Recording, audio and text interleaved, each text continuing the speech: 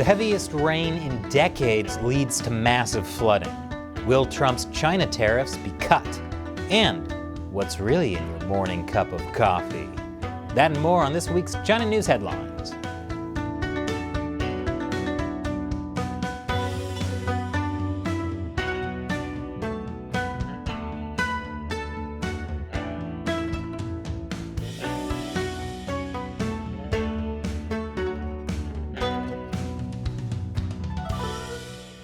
Welcome to China Uncensored. I'm Chris Chappell. Be sure to like and leave a comment. It helps the algorithm. And make sure you're subscribed because YouTube has been secretly unsubscribing people.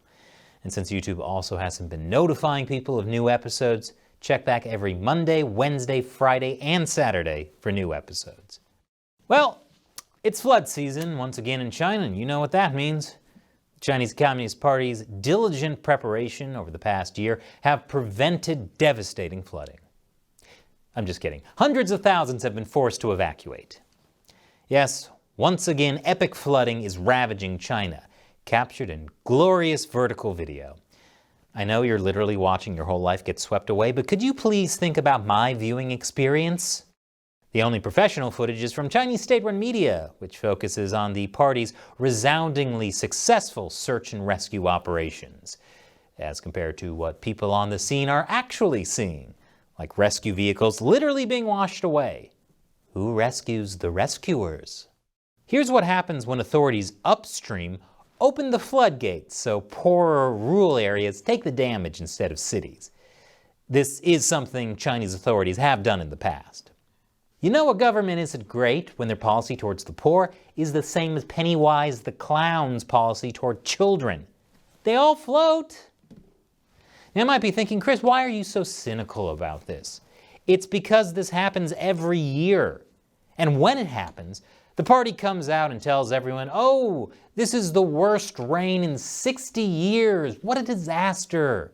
We couldn't have done anything to prevent this. Well, guess what? In 2020, it was the worst floods in 30 years. In 2021, it was the worst rains in 1,000 years. Next year will be the worst flooding in 5,000 years of Chinese history. I'm surprised Xi doesn't order someone to collect 2 of every animal and build an ark.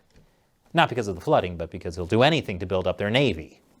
The reality is the Chinese Communist Party knows these floods happen often, and they don't care if people die or their homes are destroyed. That's why there's never anything done to, actually fortify infrastructure from flooding. Check out this bridge in Nanping City being washed away. Tofu construction. People have been complaining about tofu construction for years, and nothing ever changes because guess what? The party doesn't care. What the party does care about is Taiwan, and they're plenty willing to spend money on that. More after the break. Welcome back. Did you know YouTube is accusing us of hate speech? That was from our recent episode about the rise of anti-Semitism in China. You see, Chinese state-run media says a secret Jewish cabal is running the US government. And apparently exposing the Chinese Communist Party gets us censored for hate speech. That makes sense. Censor the people who are exposing the hate speech. The same thing happened when we did an episode about the CCP forcing Uyghur children into special schools that brainwashed them with party propaganda. A human reviewer at YouTube said we were pushing hateful and derogatory content. I guess the fact that we hate crimes is technically hateful, so touché, YouTube. But if talking about the crimes of the Chinese Communist Party gets us censored and demonetized, we literally can't make China uncensored. So there are 2 options. 1, I start talking about all the happy ethnic minorities in China and the Communist Party's great efforts at fighting terrorism in Xinjiang. Or 2, I just ignore YouTube's craven pandering to the Communist Party and keep doing what I'm doing. But I can only take option 2 with your help. Most of our budget to pay our staff and keep the studio lights on comes from viewer support, since obviously YouTube isn't allowing us to have ads on lots of our episodes. Because what kind of company would want to be associated with not liking hate crimes? That's such a layup, it should be the slogan of every major brand. Eat Subway, we don't like hate crimes. I know times are tough, but all it takes is as little as $1 per episode. That's the difference between China Uncensored continuing or not. If you want to help us in the fight against the Chinese Communist Party, join what I call the China Uncensored 50-cent army. You can contribute on our crowdfunding platform on patreon.com/China Uncensored. You can also make a monthly contribution on our exclusive censorship-free social media platform on ChinaUncensored.locals.com. Or you can make a one-time contribution on PayPal or with Bitcoin. More at ChinaUncensored.tv/support. There are a lot of ways you can help support the show, and believe me, it's important you do. We're up against a lot. Link to everything are below. The Chinese Communist Party is working tirelessly to reunite the Taiwan province with mainland China. Just kidding, that's YouTube's version. In their version, it's basically The Notebook. They're lovers who've been torn apart, but one day will be epically reunited. The real truth is the Chinese Communist Party is playing the evil empire and constantly harassing the self-governing democratic country, Taiwan. Yet again, China sent dozens of warplanes into the skies near Taiwan. That follows shortly after the launch of China's new aircraft carrier, the Fujian, named after the Chinese province closest to Taiwan, as well as what China claims was a successful anti-ballistic missile test. Basically, the message is that the Chinese Communist Party is growing stronger and Taiwan will sooner or later be consumed by its insatiable greed. So the love story between China and Taiwan is less The Notebook and more a guy relentlessly stalking his ex after she broke up with him. Not quite as romantic. And China won't stop with Taiwan. This week, Japan tracked 8 Russian and Chinese warships near its territory. Yes, China and Russia are working together to divide up the world between them. I only take solace in knowing that at some point there will be a sudden but inevitable betrayal. But just because China isn't invading Taiwan right now doesn't mean the regime isn't waging war. The Chinese Communist Party is putting pressure on other countries, companies, and even the World Cup to not recognize the existence of Taiwan. The organizers of the World Cup in Qatar listed the nationality of Taiwanese visitors applying for an identification card as Chinese Taipei. Boy, it's a shame cars don't run on gas lighting, because there's so much Chinese gas lighting, it'd only be $0.05 a gallon. Then there's economic warfare. After a Chinese ban on Taiwanese pineapples, China abruptly banned all imports of grouper from the island. Of course, when China banned Taiwanese pineapples, the rest of the world picked up the slack and bought even more Taiwanese pineapples than China had been buying. I expect the same will happen with grouper. Although, I like getting the pineapple bouquets. Not sure how I feel about the grouper bouquets. And after the break, it seems a lot of economic experts want to screw Americans. Welcome back. You know, you got to admire the Chinese Communist Party. When these Chinese officials wake up every morning, they could say, you know, we've done enough turning China into a dystopian Orwellian nightmare. We can take it easy now. But no, they never stop striving to do better. And by better, I mean worse. A lesson for all of us. The party wants to review every single social media comment on the entire Chinese internet. Yes, every single comment. All types of comments, including original posts, replies, and real-time comments that appear on top of a video. New proposed regulations would require every Chinese social media platform to hire content moderators to review every post and filter out ones that are, quote, harmful. Authorities are soliciting the public for feedback on the plan. It's a trap. The Biden administration is barely treading water as the U.S. economy suffers from devastating inflation and gas prices that can only be described as perfectly balanced. But instead of trying to reel in unrestrained government spending, cutting the fat out of the bureaucratic nightmare world of D.C., or maybe, trying for energy independence, the White House is hinting it may get rid of Trump's irresponsible China tariffs. Because for politicians, when all else fails, attack Trump. Their midterm slogan should just be, "Orange you glad we're not Donald?" And now that they've caught a whiff of blood, all the economic expert sharks out there are circling, chomping at the bit to go back to appeasing the Chinese Communist Party in the hopes they'll make money. A former U.S. ambassador says lifting the tariffs could slash inflation by 1% over time. Yes, let's give in to an authoritarian regime that wants to destroy us because it might eventually, possibly even reduce some inflation by a little bit. That's like asking a rattlesnake for help removing a hangnail from your foot. A growing number of economists, political observers, and analysts have called on the Biden administration to slash tariffs as inflation and recession fears grow.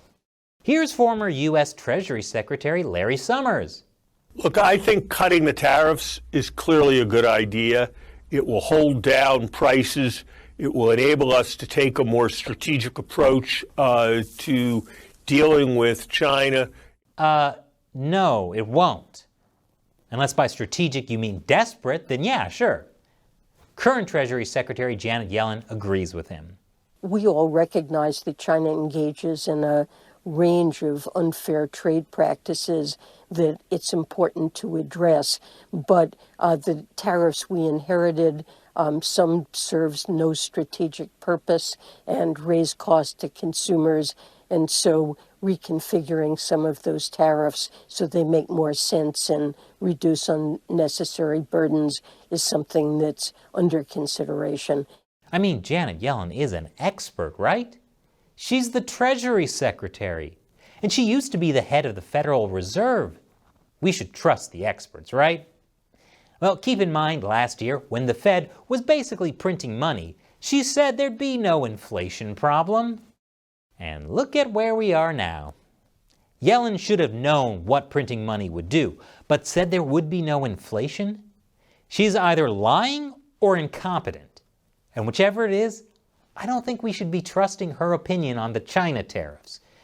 She's like the economic equivalent of those old-timey doctors that said the best way to heal a sore throat was by smoking a pack of Marlboros. That's some smooth flavor. Plus, printing money makes you look cool. But despite the Chinese Communist Party's acolytes in Washington, things don't always go their way. The party's attempts to control Pacific Island nations has hit another snag in Vanuatu. The pro-Beijing Prime Minister of Vanuatu was forced to shelve changes to their constitution that would have allowed foreign nationals to hold office. That's such a horrible idea, I can't even believe it was suggested. The only logical reason to pass a law like that would be to get Arnold Schwarzenegger as president. In that case, it makes perfect sense. Meanwhile, a new survey shows that more than half of New Zealand sees China as a threat, while only 1 in 10 Australians trust the Chinese government. And to that 1 in 10, I ask, why? You trust a regime that uses rape as a form of torture and literally has doctors kill dissidents by taking their organs? That seems too much, even for an island of criminals. That's why, according to data from the UN High Commissioner for Refugees, there's been an 800% increase in refugees from China since 2012. It's because they all trust the Chinese regime. Trust it to murder them. And I can't believe I'm saying this, but there's another good move by the UN on China this week. A UN Biodiversity Summit has been moved from China to Canada because of China's oppressive zero-COVID policy. What's that, Shelley? Oh, the Biodiversity Summit was moved because China requested it, since China is the chair of this round of meetings. Makes sense. After all, the Chinese Communist Party, through its cover-up, gave us COVID and all the variants, so in a way, they really have made great strides in increasing biodiversity. The property market in China isn't doing so hot. But several desperate real estate developers have come up with a novel solution, taking wheat and garlic as down payments. Did I say desperate? I meant strategic, because who needs money as a down payment when you can have garlic bread? Chinese leader Xi Jinping has a message for Hong Kong. He loves you! I hope not like he loves Taiwan. In this very long compilation of Xi Jinping's speeches about Hong Kong, called Hong Kong's Development is Always Close to My Heart, it says Xi has deep feelings for this piece of land, the land, not the people, because this July 1st is the 25th anniversary of the British handover of Hong Kong. Except Hong Kong textbooks now say Hong Kong was never a British colony, it was just under temporary control. But it's rumored that Xi Jinping himself may visit Hong Kong for the celebrations. If he loves them as much as he says, it'll probably look something like this. It'll be a very interesting time in Hong Kong, to say the least. Stay tuned for more. But while we're on Hong Kong, let's talk about the often overlooked Macau, the former Portuguese colony next door. Macau is currently in the midst of a COVID outbreak, but don't worry, essential businesses are staying open. And by essential businesses, I mean the casinos, because communist officials need a place to launder their money even during a pandemic. And an update on the Confucius Institute. That's the party-backed Chinese language program. It's set up in American universities to spread communist propaganda. Well, according to this new report from the National Association of Scholars, of 118 Confucius Institutes that once existed in the United States, 104 have closed or are in the process of doing so. Well, there's nothing more authentically communist than spreading to new regions and failing miserably. The bad news, they're just being rebranded with other names.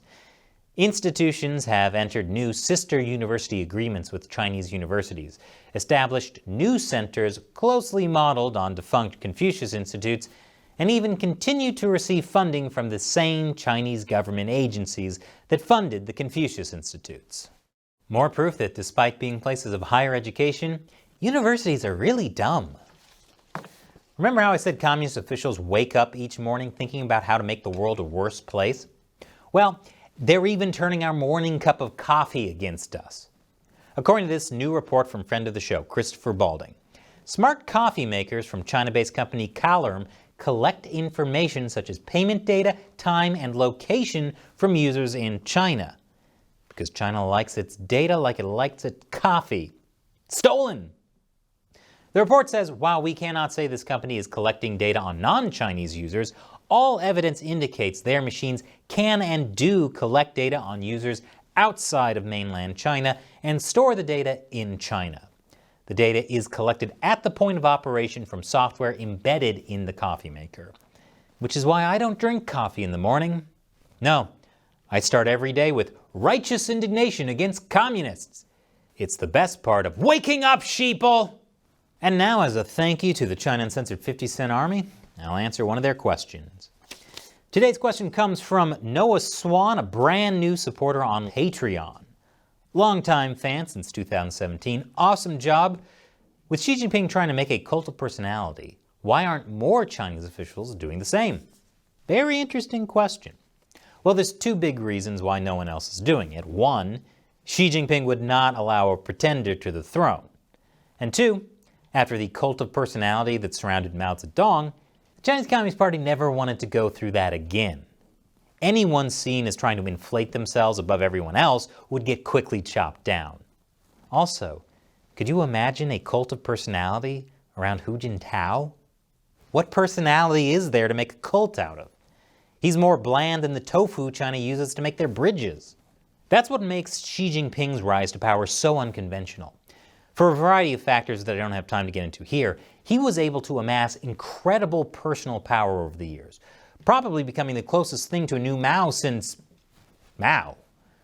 But that's also dangerous. You fly too close to the sun, you're going to get burned. That's how the story went, right? Thanks for your question and your support, Noah. And thank you for watching. If you'd like to join the China Uncensored 50-Cent Army, the links are below. Once again, I'm Chris Chappell. See you next time.